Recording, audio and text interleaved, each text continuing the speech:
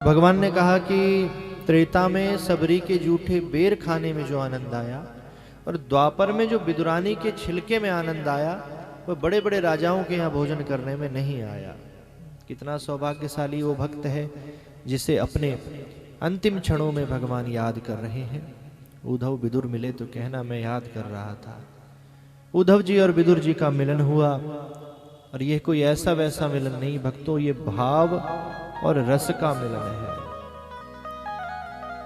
ये भाव और रस की ही महिमा है जो हम सुन रहे हैं। रस क्या है? ये भगवान की कथा नहीं है जो आप सुन रहे हो। अब सोचोगे किसकी कथा है? देखो भगवान के बहुत से स्वरूप हैं।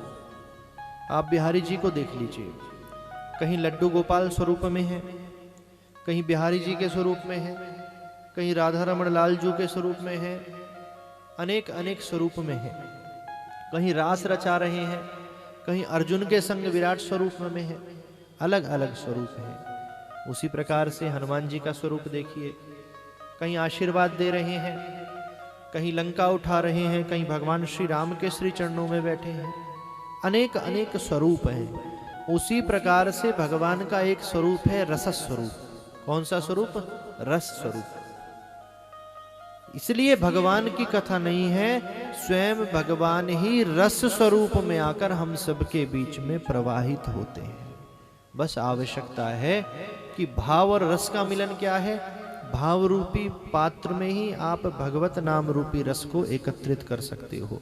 अब कहा जाए कि आज हम आप सबको शहद का प्रसाद देंगे, लेकिन बर्तन आपको अपना ही लाना है।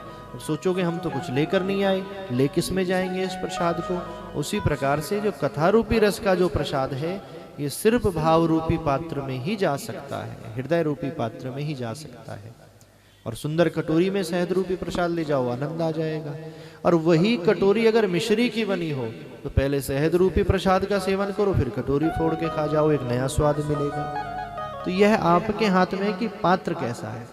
कथा उतनी ही प्रभावशाली आज है जितनी राजा परीक्षित के समय थी, जितनी सूत जी के समय थी, जितनी भक्ति ज्ञान वैराग्य जी के समय थी, जितनी धुंधकारी के समय थी। लेकिन बस अंतर क्या है? पात्रता का अंतर है। जिस प्रकार से गौ माता का दूध अगर खट्टे बर्तन में निकाल दिया जाए तो वो फट जाता है, शेरनी का दूध अगर सोने के बर्तन में ना निकाला जाए तो वो खराब हो जाता है।